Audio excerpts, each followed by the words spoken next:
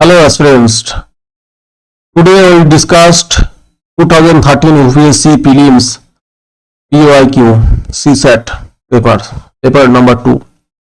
First passage, ecological research over the last quarters of the century has established the deleterious effects of habitats fragmentations due to mining, highways and such other intrusions of forest. When a large block of forest gets fragmented into smaller bits, the edges of all these bits come into contact with human activities, resulting in the degradations of the entire forest continuity of forested landscapes and corridors get disrupted, affecting several extinctions-prone species of wildlife. Habitats fragmentation is therefore considered as the most serious threat to biodiversity. Conservation's ad hoc grants of forest lands to mining companies, coupled with the rampant illegal mining, is aggravating these threats. What is the central focus of this passage? Illegal mining in forest, extinctions of wildlife, conservations of natures, disruptions of habitats. So question number 58, answer is D, disruptions of habitats. This is the main focus of this passage. So what is the purpose of maintaining the continuity of forest landscapes and corridors? Reservations of biodiversity, management of mineral resources, grant of forest lands for human activities. Select the right answer is in the course given below. So question number 59, answer is A, one only. That means preservation of biodiversity. So we finding next passage. This is English passage. 7-year-old Jim came home from the park without his new bicycles. An old man and a little boy borrowed it. He explains they are going to bring it back at 4 o'clock. His parents were upset that he had given his expensive new bicycles, but were secretly proud of his kindness and faith. Came 4 o'clock, no bicycles. The parents were anxious, but at 4:30 the doorbell rang and there stood a happy man and a boy with the bicycles and a box of chocolates. Jim suddenly disappeared into his bedrooms and then came running out. All right, he said. After examining the bicycles, you can have your watch back. When Jim came home without his bicycle, his parents, very angry with him, very worried, did not feel concerns, were eager to meet the old man and the little boy. So answer is very easy. Answer is B, were worried. Question number 68. Jim returned the watch to the old man and the little boy because they gave him chocolates. His father was proud of him. He was satisfied with the conditions of his bicycles. They were late only by 30 minutes. So answer is C. He was satisfied with the condition of his bicycles. Next passage. It was already late when we set out for the next town, which according to the map was about 15 kilometers away on the other sides of the hills. There we felt that we would find a bed for the nights. Darkness fell soon after we left the villages, but luckily we met no one as we drove swiftly along the narrow window road that lead to the hills. As we climbed higher, it became colder and rain began to fall, making it difficult at times to see the roads. I asked John, my companion to drive more slowly. After we had traveled for about 20 kilometers, there was still no sign of the town which was marked on the map. We were beginning to get worried. Then, without warning, the car stopped and we found we had run out of petrols. The author asked John to drive more slowly because the road led to the hills. John was a inexperienced driver. The roads was not clearly visible. They were in wilderness. So question number 69. Answer is C. The road was not clearly visible. For that, the travelers set out for the town, although it was getting dark because they were in a hurry. The next town was a short distance away and was a hill resort. They were in wilderness. The next town was a short distance away and promised a good rest for the nights. So 70. Answer is D. The next town was a short distance away and promised a good rest for the nights. The travelers were worried after 20 kilometers because it was a lonely countryside that they probably feared of having lost their way. The rain began to fall. It was getting colder as they drove. So answer is very easy. Answer is B. They probably feared of having lost their way. Next passage. A stout old lady was walking with her baskets down the middle of the streets in Petrograd to the great confusions of the traffic and no small sparings to herself. It was pointed out to her that the pavements was the place for foot passengers. But the replied, I am going to walk where I like. We have got liberty now. It did not occur to the dear lady that if liberty entitled the foot passengers to walk down the middle of the roads, it also entitled the taxi drivers to drive on the pavements, and that the end of such liberty would be universal chaos. Everything would be getting in everybody else way and nobody would get anywhere. Individual's liberty would have become social anarchy. It was pointed out to the lady that she should walk on the pavement because she was a pedestrian carrying a basket, stout and old lady. So answer is very easy. Answer is 1. A pedestrian. Question number 73. The lady refused to move from the middle of the street because she was not afraid of being killed. She felt that she is entitled to do whatever she liked. She did not like walking on the pavement. She was confused. So 73, question number 73, answer is B. She felt that she is entitled to do whatever she likes. Question number 74. The old lady failed to realize that she was not really free. Her liberty was not unlimited. She was an old person. Roads are made for motor vehicles only. So answer is B. Her liberty was not unlimited. Question number 75. You are the head of your office. There are certain houses reserved for the allotment to the office staffs and you have been given the discretions to do so. A set of rules for the allotments of the houses has been laid down by you and has been made public.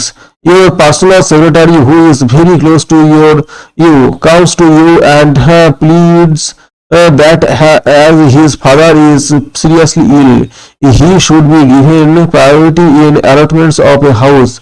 The office secretariats that examines the request as per the rules turns down the request and recommends the procedure to be followed according to the rules. You do not want to annoy your personal secretary. In such circumstances, what would you do? Call him over to your rooms and personally explains why the allotments cannot be done. Allot the house to him to win his loyalty. Agree with the office note to show that you are not biased and that you do not indulge in favoritism. Keep the file with you and not pass any of orders. So, answer is very easy. 1. Call him over to your rooms and personally explain why the allotments cannot be done. This agree with the office notes to show that you are not biased and that you do not indulge in favoritism.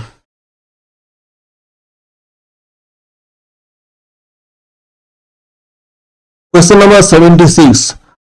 While traveling in a Delhi registers commercial taxi from Delhi to an adjacent city, another states, your taxi driver inform you that he has no permit to running the taxi in that city. He will stop at its transport office and pay the prescribed fee of rupees 40 for a day. While paying that fee at the counter, you find that the transport clerk is taking an extra 50 rupees for which no receipt is being given. You are in a hurry for your meetings. In such circumstances, what you do? Go to the counters and ask the clerk to give back the money which he has illegally taken. Do not interfere at all as this is a matter between the taxi drivers and the tax authorities. Take note of the incidents and subsequently report the matter to the concerned authorities. Treat it as a normal affair and simply forget about it. So, answer of question number 76 is A and C. A and C is go to the counters and ask the clerk to give back the money which he has illegally taken. Or C, take notes of the incidents and subsequently report the matter to the concerned authorities. Question number 77. A person lives in a far-off village which is almost 2 hours by bus.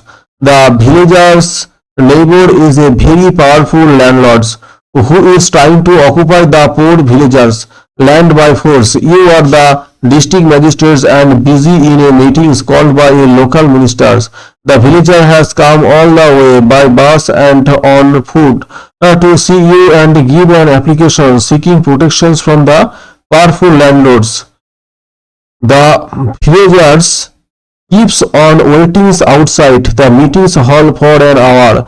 You come out of the meetings and are rushing to another meetings. The villagers follow you to submit his applications. What would you do?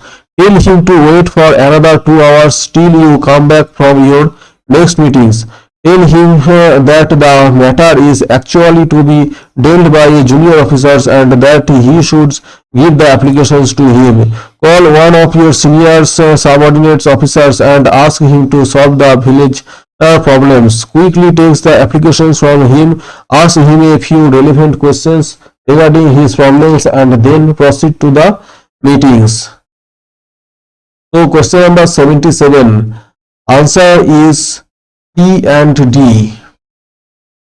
Call one of your senior subordinates officers and ask him to solve the villager problems. And D, quickly take the applications from him, ask him a few relevant questions regarding his problems and then proceed to the meetings. Question number 78. There is a shortage of sugar in your district, so where you are the district magistrates. The government has orders that only a maximum amounts of 30 kg sugar is to be released for wedding celebrations. A son of your close friend is getting married and your friend requests you to release at least 50 kg sugars for his son's wedding. He expresses annoyance when you tell him about the government's restrictions on these matters. He felt that since you are the district magistrates, you can release any amounts. You do not want to spoil your friendships with him. In such circumstances, how would you deal with the situations? Release the extra amounts of sugar which your friends has requested for. Refuse your friends the extra amounts and strictly follow the rules. Show your friends the copy of the government instructions and then persuades him to accept the lower amounts as prescribed in the rules. Advise him to directly apply to the allotting authority and inform him that you do not interfere in this matter. So question number 78, answer is B and C. Refuse your friend the extra amounts and strictly follow the rules. Show your friends the copy of the government's instructions and then persuades him to accept the lower amount as prescribed in the rules. So question number 79, you are in charge of implementing the family planning programs in an area where there is a strong opposition to the present policy. You want to convince the residents of the need for keeping small families. What would be the best way of communicating this message? By logically explaining to the residents the need for family planning to improve the health and living standards, by encouraging late marriages and proper spacings of children, by offering incentives for adopting family planning devices, by asking people who have been sterilized or are using contraceptives to directly talk to the residents.